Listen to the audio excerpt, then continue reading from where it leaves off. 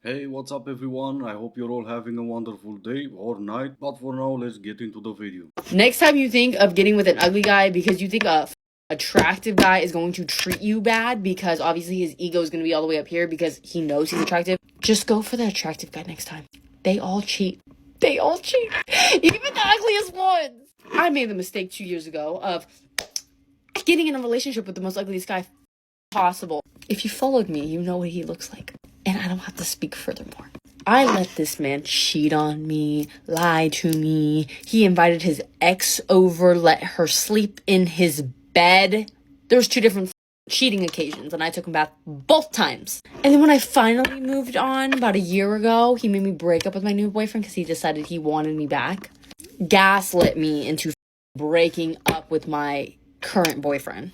He also kept me on FaceTime every single second of the day. That is not normal. I'm sorry. If your boyfriend is making you call him and stay on call every single second of the day, get out of that relationship now. I thought it was normal. He always said, like, it's because I care about you. It's because I want to talk to you. And I honestly felt like, oh, he actually wants to talk to me. I didn't want to talk to him. I'm sorry. Like, I need my space. Like, I don't even like talking to people more than 30 minutes. What makes you think I want to be talking to you nonstop for 24 hours? All you have to do is let them speak for long enough, they'll tell you everything you need to know. I know she thought this was a flex, but all she did was tell on herself. Maybe the guy was ugly, I wouldn't know, but you let him hit it raw. And he still did after he cheated on you twice. He was so ugly you didn't even wanted to talk to him. And again, maybe he was. You were on FaceTime with him 24/7. What exactly is the flex in this entire story? The fact that you're not that smart and also you decided to let everyone on TikTok know you're not that smart. Also kind of crazy that every single ugly man on this planet, not only that they find themselves one of these here, but also have an ex and another one that they cheat on this here with. Shout out to all the ugly men, they're getting more women than the F-boys.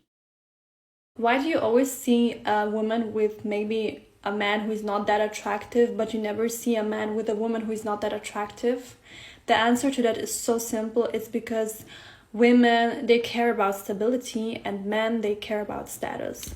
Oh, do I? You put fries in a bag for a living and I care about status? We don't all have careers. Some of us have jobs, so what status? We'll take you for example. You're on TikTok. You don't have a career either. I'm sure in your eyes you're attractive. In 99% of the cases, people will see the two of us together when we're going for groceries. So again, what status? If I were to take your word for it, you're all 10. So if I was to take your word for it, any of you will provide me the same status. And funny enough, I don't want any status.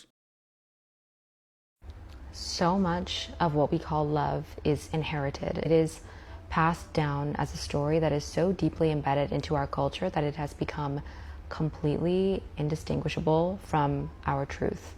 I think love is something that didn't emerge naturally from romance. It was constructed over centuries and shaped by the needs of societies that sustained it.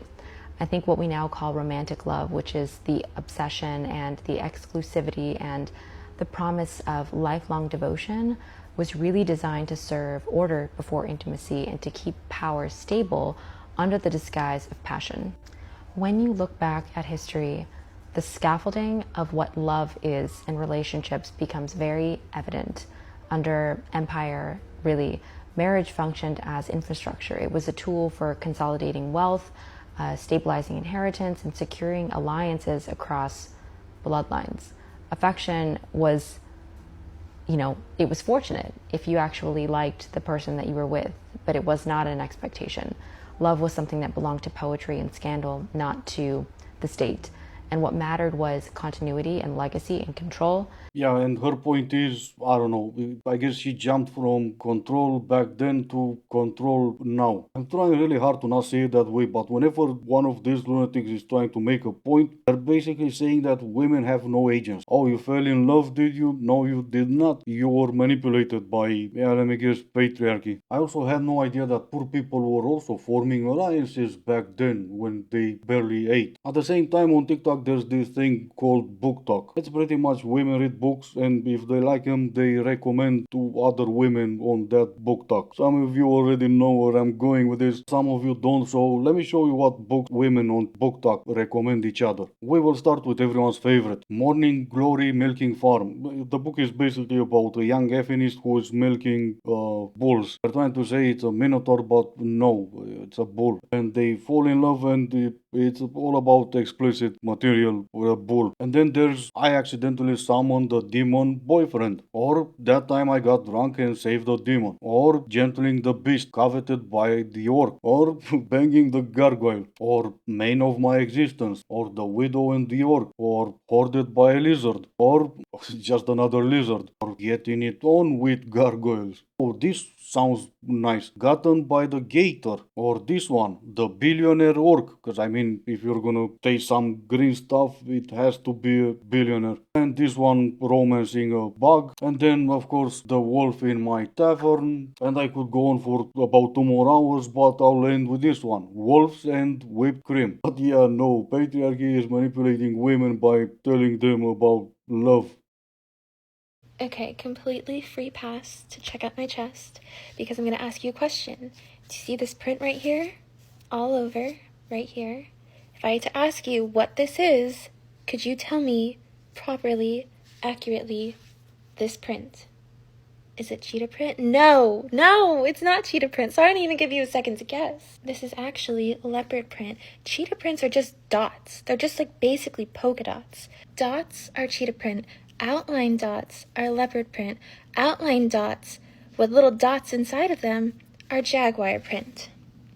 Yeah, I really don't care. Go ahead, judge me. I just needed to take my mind off earlier with women fantasizing about lizards.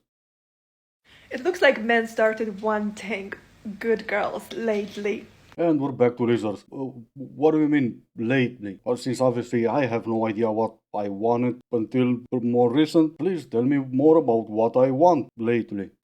They call them girls that are loyal. Oh no, not the loyal ones. Men and their audacity. They never know what they want. We all thought we're gonna be okay until the end of time with someone who's cheating on us on a daily basis. But in their audacity, men started looking for loyal women. Oh, God help us all. What will become to this world? Is there by any chance a competition on TikTok that I don't know of where everyone needs to sound really dumb? Or does it just come natural to some of these lunatics?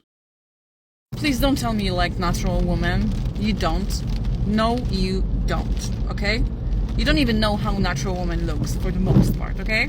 I kind of do, because I live in Batev, Romania, and the most beautiful women here are in fact the natural ones. But no, that's one more proof that I need a woman in my life to tell me what I like. How did men ever live before this type of women came along? I have no idea. But I kind of do. They did, but they just never knew what they liked. Some of y'all don't know how to plan first dates, so let me put you on game because it's getting kind of embarrassing, guys. And girls, this is for anyone who's planning a first date. And yes, I am a woman and I do sometimes plan first dates. And this recipe has never, ever failed me. So I'm talking specifically about first dates for online dating. If you know the person in person, it's totally different. This is if you're meeting like a stranger from a dating app. This is the methodology that has literally never failed me. So there are 4 elements to this methodology: timing, neighborhood, primary location, secondary location. So let's talk about timing. Monday, Tuesday, Wednesday, 7:30 p.m. There's 2 elements to this. You don't want to lose one of your weekend nights. You also don't want the area you're going to be super busy. So that's why Monday, Tuesday, Wednesday are the perfect nights. 7:30 p.m. because it disrupts dinner. We need a disruption of dinner for this methodology to work. So 7:30 p.m., that's when you're going to schedule the date for. So timing, Monday, Tuesday, Wednesday, 7:30 p.m.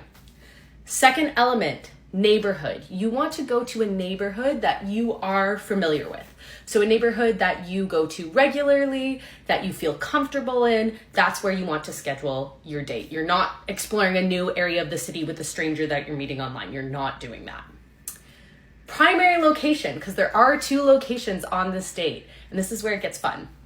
You want to choose a spot that is romantic. This is a date. We're not like going for coffee here. You want to choose a spot that is going to inspire romance. Even if you don't like this person, set yourself up for success. I was only joking earlier, but there is a competition, isn't it? The dumber you sound, the more success you have on TikTok, maybe? First of all, I get you have no job, but no, I don't have any time on weekdays. Second of all, I'm sorry, but you're gonna have to feed yourself. Maybe I'll feed you on a weekend. Third of all, no, I'm not taking you anywhere romantic. The entire point of taking you on a date is to get to know each other better. And last, plan a first date, even if you don't like someone, you can possibly be that blunt. Why the hell am I taking you on a date if I don't even like you? I'm not gonna want to see you again, but I'm gonna plan that first date, take you to a place romantic, spend a few $100s on you, knowing from way before that I don't want to see you. No, you really are that blunt. Biggest ick when dating. So if you're dating someone who's 30 plus, 30, 40, and they are following all these young 20-year-old girls, the kind of girls that curate like this perfect life, but in reality they work in Tesco. And there's no hate because they're 20, in 10 years time they'll get there, but you're just adding to the disingenuity of like social media and it being perfect and making people feel like when in reality you're not living like that. And you can just see that they are not thinking they're going to have this amazing connection with this girl. They're trying to get in their pants, but they're doing it so brazenly. Like, they just don't give a shit. And you're just like, come on. Like, would you go up to a 20-year-old in the street, like you're in your 30s, 40s? Would you be like, oh, can I shag you? No, you wouldn't. So why do it online? And it's just so disrespectful when you're trying to date like someone like me. I find that so disrespectful because I'm like, you're putting me and her in the same league. Like, please, stop it. Stop it. No, cause I don't have to. And yes, I am putting you on the same league, cause you are on the same league. You're a career girl in bikini pictures, while at the same time claiming you're in finance. You may very well be working in Tesco for all I know. And why is it always the bikini girls that are blaming the bikini girls for their own dating life? What happened with women supporting women? You ladies need to stick together and post more pictures in bikinis. There's empowerment in all that, I've been told. I'm single because I want princess treatment from day dot. Yeah, I want loyalty from the minute you lay eyes on me. Yeah, I should not.